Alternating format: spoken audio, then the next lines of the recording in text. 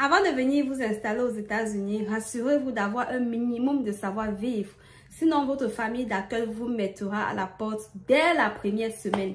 Je fais cette vidéo parce que dernièrement, lorsque j'allais au Canada, à l'aéroport, nous avions croisé un jeune homme dans la vingtaine, presque 30 ans quoi. Il était là avec ses valises comme s'il venait d'arriver, vous voyez. Et il nous a vus, on parlait le français, il s'est approché vers nous. Ça faisait presque 2 semaines qu'il était arrivé aux États-Unis par le biais de la développerie américaine. Donc du coup, il a été accueilli en famille et 1 semaine plus tard, on le mettait à la porte. Il a été chassé de son domicile d'accueil. Quand nous l'avions rencontré, ça faisait 2 semaines qu'il était sur le territoire américain et 1 semaine qu'il était dehors, à l'air libre, sans domicile fixe. Ça faisait 1 semaine qu'il vivait à l'aéroport. Il était toujours là comme quelqu'un qui venait d'arriver avec ses valises. Et il se douchait dans les toilettes publiques. Vous voyez un peu. Et c'est le cas de plusieurs personnes ici aux États-Unis. Il y en a plein comme ça qui arrivent par le biais de la développerie américaine. Ils sont accueillis par des amis ou des connaissances ou en famille. Et quelques jours plus tard, 1 semaine, 2 semaines, 3 semaines, ils sont mis à la porte. Ils ne savent pas où aller. Ils se retrouvent à quitter leur statut d'un pays. Peut-être qu'ils étaient même chefs d'entreprise. Peut-être ils vivaient même en famille. Ils avaient de quoi manger. Ils avaient un toit. À se retrouver ici aux États-Unis sans domicile fixe. À errer dans la rue. Sachez qu'il y a des réalités sur le terrain. La famille d'accueil, ça ne rit pas. Ne pensez pas que parce que vous avez été accueillis, les personnes qui vous accueillent ont l'obligation et le devoir de vous tenir la main. Non, ou ils ont l'obligation de vous fournir les informations nécessaires dont vous en auriez besoin à votre arrivée ici pour prendre votre envol. Non, ils n'ont pas cette obligation. Si vous venez avec cet esprit en tête, vous vous trompez. Ça ne se passera pas bien pour vous. Sachez que lorsque vous venez d'arriver ici, vous devez être, je ne sais pas si je vais dire obéissant, parce que il y a des gens qui voyagent, ils arrivent, ils sont accueillis à l'aéroport, vous les offrez leur chambre et ils pensent qu'ils sont déjà arrivés. Ils pensent que comme ils ont déjà franchi le territoire américain, ils sont sur le territoire américain, tout est fini pour eux, ils ont déjà réussi leur vie. Ok, non, parce que c'est là où votre vie commence. Voilà. Et ces genres de personnes, une fois qu'ils ont été installés dans leur chambre, ils pensent qu'ils peuvent tout faire. Ils ne peuvent plus respecter les consignes de la maison. Mais vous leur donnez les consignes, ils boycottent, ils sortent, ils rentrent, ils ne savent même pas où ils partent. Ils ne font rien. Carrément, ils vont s'asseoir dans la H24, attendre que vous les nourrissez et que vous leur donnez les informations. Ça ne se passe pas comme ça. Quand vous venez d'arriver ici, dans votre maison d'accueil, soyez des personnes qui observent. Observez comment ça se passe. Posez des questions. Et si vous pouvez être utile à la maison, regardez comment les autres font et suivez. Faites sans qu'on ne vous demande. Oui, sachez qu'ici, peu importe, surtout les hommes, sachez qu'ici les hommes, peu importe l'âge, même si vous arrivez chez votre petite soeur en tant que par exemple un homme, sachez que vous pouvez laver les assiettes. Si elle sort le matin avec son époux, ils ont le boulot et qu'il y a les assiettes sales, vous pouvez rester le faire, nettoyer la maison et laver les assiettes. Oui, ça n'enlève rien sur vous. Ça ne va absolument rien enlever sur vous. C'est vous qui avez besoin d'être soutenu. C'est pas votre famille d'accueil. Ils n'ont pas besoin de vous. Mettez-le ça dans la tête quand vous venez ici aux États-Unis. Sachez que les gens qui vous accueillent, ils n'ont pas besoin de vous. Vous ne les servez à rien. Avant que vous ne soyez là, ils menaient leur vie sans problème. Donc après vous, ils continueront de mener leur vie sans problème. C'est vous qui avez besoin d'eux. Donc c'est à vous de vous rabaisser. Il y a des personnes qui vont vous accueillir et qui auront la volonté de vous fournir les informations nécessaires dont vous aurez besoin. Parce que quand vous venez d'arriver avec la développerie américaine, quelques semaines après, vous devez normalement recevoir votre numéro de sécurité sociale et votre green card, qui sera comme votre pièce d'identité en attendant que vous fassiez votre permis. Une fois que vous allez passer votre permis de conduire, cette carte-là deviendra votre pièce d'identité. Mais en attendant, c'est votre green card et votre social security qui seront vos pièces d'identité. Sans ça, si vous n'obtenez pas votre numéro de sécurité sociale et votre green card, vous ne pouvez pas chercher le boulot. Vous avez besoin de ça pour chercher le boulot. Ne serait-ce qu'une des pièces des deux et votre passeport pour commencer à chercher le boulot. Donc, c'est important. Et si vous ne recevez pas ça, si vous avez un numéro, si vous avez donné une mauvaise adresse, vous ne recevez pas ces cartes et ça peut vous causer préjudice. Lorsque vous arrivez ici, si 2 mois après, vous n'avez ni reçu votre numéro de sécurité sociale et votre green card, vous devez normalement contacter les services adéquats pour en savoir plus, pour voir s'il y a eu une erreur d'adresse. Parce que c'est ce qui s'était passé avec une connaissance là qui était arrivée. Elle était accueillie ailleurs et la famille d'accueil n'avait pas la volonté de l'encadrer, de lui donner les informations nécessaires. Du coup, elle avait été interdite d'avoir le téléphone dans cette maison-là.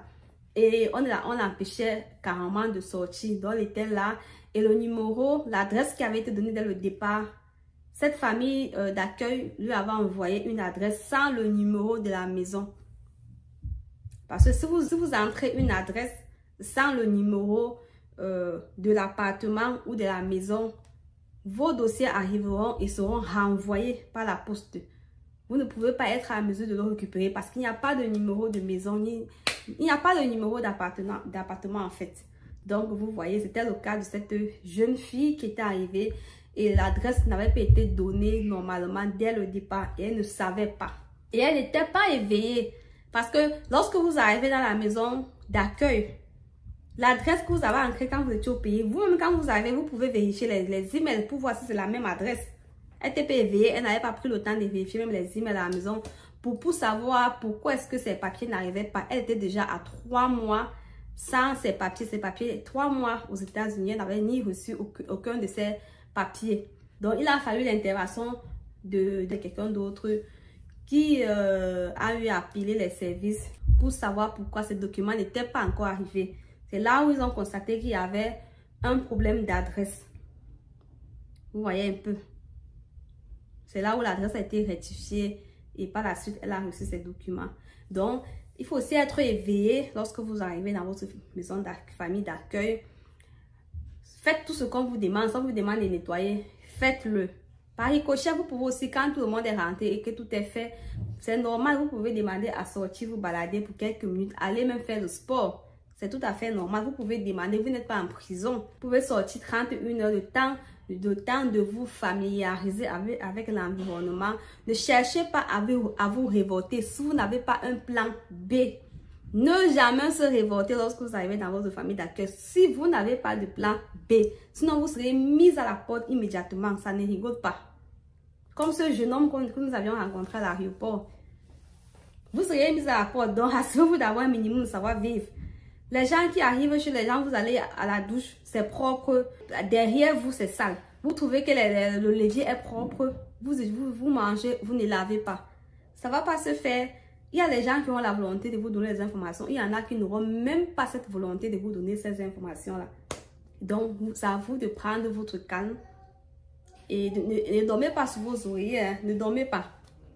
Comme j'ai dit, essayez vous essayez de savoir où vous vous trouvez. D'abord, essayez de voir si vous pouvez vous faire des amis. Généralement, pour ceux qui ont la DV Lottery américaine, je vous recommande, lorsque vous partez, passez votre interview à l'ambassade des États-Unis au Cameroun. Essayez de vous faire des connaissances là-bas. Essayez de vous faire des amis là-bas.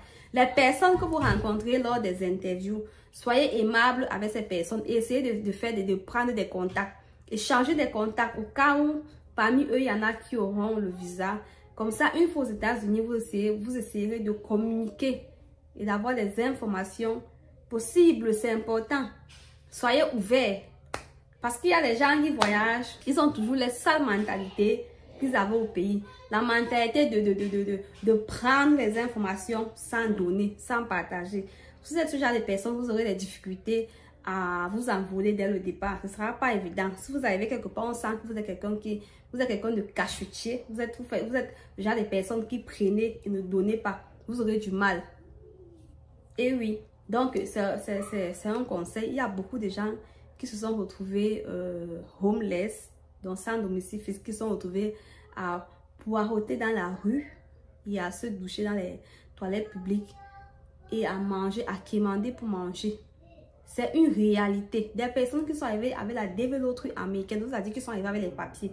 C'est une réalité. C'est une réalité. Donc, venez avec un minimum de savoir-vivre et soyez posés. Venez comme si vous venez au front. Oui, vous venez au front.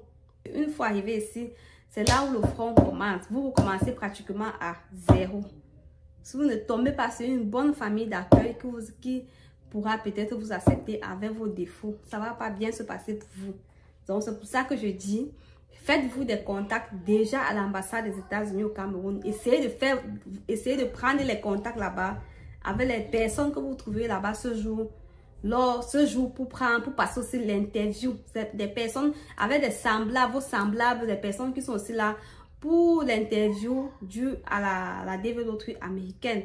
Échanger des contacts. Moi aussi, j'avais eu à changer des contacts lorsque nous étions allés là-bas pour notre interview.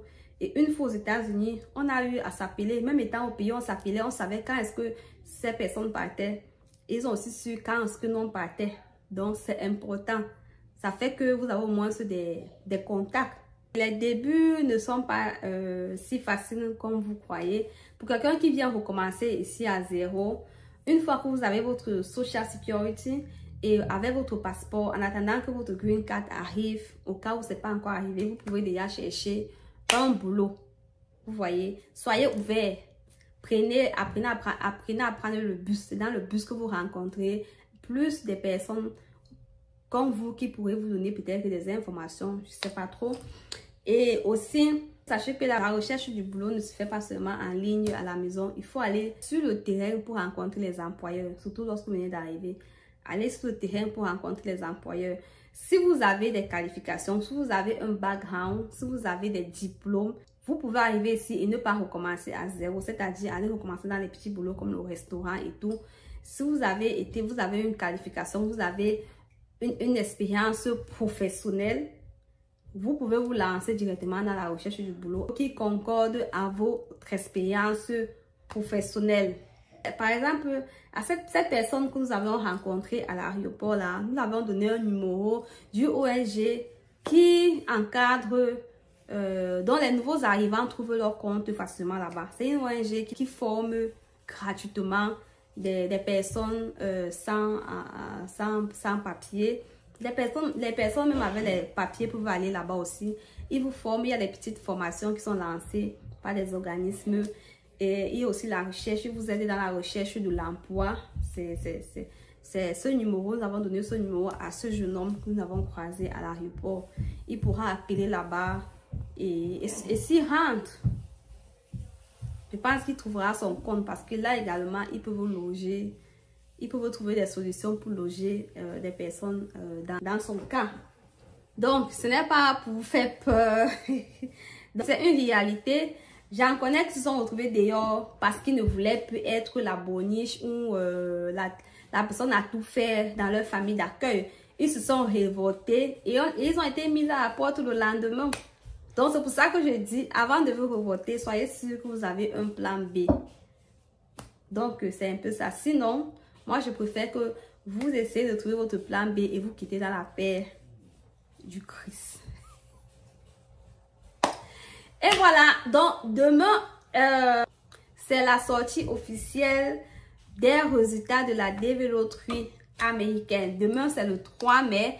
Donc, d'ici, je crois d'ici minuit, vous serez en mesure de vérifier vos résultats et de savoir si vous avez été sélectionné ou pas. Si vous avez été sélectionné, félicitations pour vous. Comme je l'ai toujours dit, c'est une grande opportunité qui s'ouvre. Peu importe ce qu'on dira, entrer aux États-Unis par le biais de la développerie américaine, c'est comme entrer par la grande porte. Parce que là, vous entrez sans souffrance. Vous entrez avec vos papiers propres. Vous entrez, vous entrez une fois que vous arrivez aux États-Unis, vous avez vos papiers, vous avez droit à une assurance gratuite. Oui, quand vous venez d'arriver, l'assurance, elle est pratique, elle est free, elle est gratuite. Vous avez droit aux aides sociales lorsque vous venez d'arriver. Il faut juste être au courant. Avant de trouver le boulot, vous pouvez appliquer rapidement ces petites opportunités-là. Oui, vous serez qualifié. Vous appliquez rapidement avant de trouver le boulot, vous seriez qualifié. Surtout si vous avez des enfants. Si vous êtes célibataire, vous appliquez l'assurance, oui, ça peut aller. Mais si vous avez des enfants, il y a d'autres, comme il y a les aides sociales, comme le food stamp, le cash assistant. Donc, c'est un peu ça. Donc, sur ce, je vous souhaite bonne chance. Et on se dit à une prochaine vidéo. Si vous êtes nouveau sur cette chaîne, n'oubliez surtout pas de vous abonner, de liker et de cliquer sur la cloche de notification pour rester au courant des prochaines vidéos. Sur ce, on se dit à la prochaine. Bye.